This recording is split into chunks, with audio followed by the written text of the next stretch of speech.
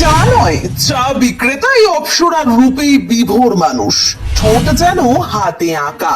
জানেন এই মোহময়ী কিভাবে পাগল করছে সবাইকে?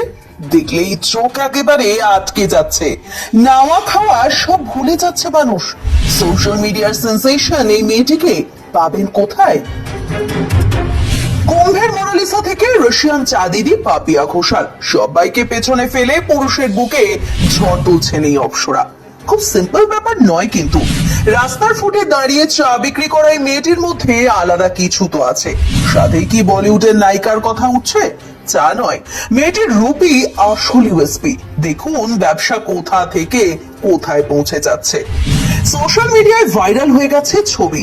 সেই ছবিতে দেখা যাচ্ছে তরুণীর পরনে হালকা নীল রঙের সালোয়ার কামিজ, সাদা রঙের ওড়না, ছোট্ট কালো টিপ কপালে, ববকাট চুল, ঠোঁটে হালকা রঙের লিপস্টিক।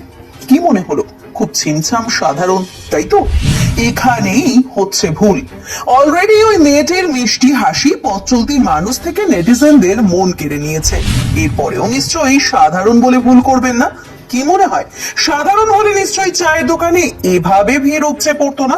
আরে শুধু চা খেতে তো নয়, বরং চায়ের দোকানের মালিককে দেখে চোখ সরছে না কারো।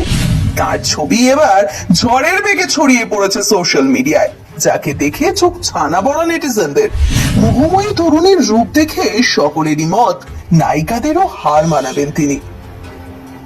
এবার নিশ্চয়ই এই অপসরার মতো দেখতে মেয়েটির পরিচয় জানতে ইচ্ছা করছে। আপনিও নিশ্চয়ই এই দোকানের চা খেতে চান একটিবার। সর্বভারতীয় সংবাদ মাধ্যম সূত্রে জানা গেছে সম্প্রতি সোশ্যাল মিডিয়ার সেন্সেশন এই তরুণী।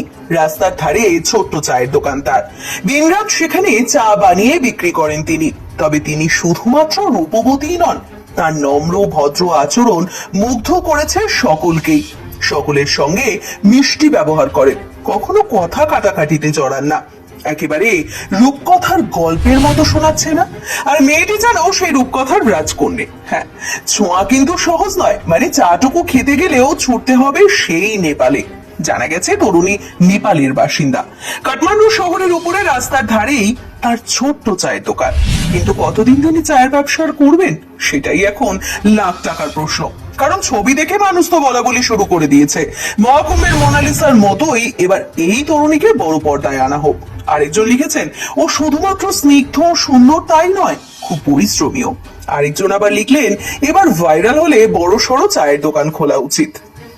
তাই এই অপসরার ভবিতব্য চা বিক্রিতেই আটকে নাকি সিনেমার পর্দায়, সেটা তো বলবে সময়। Bureau report, Bengal live.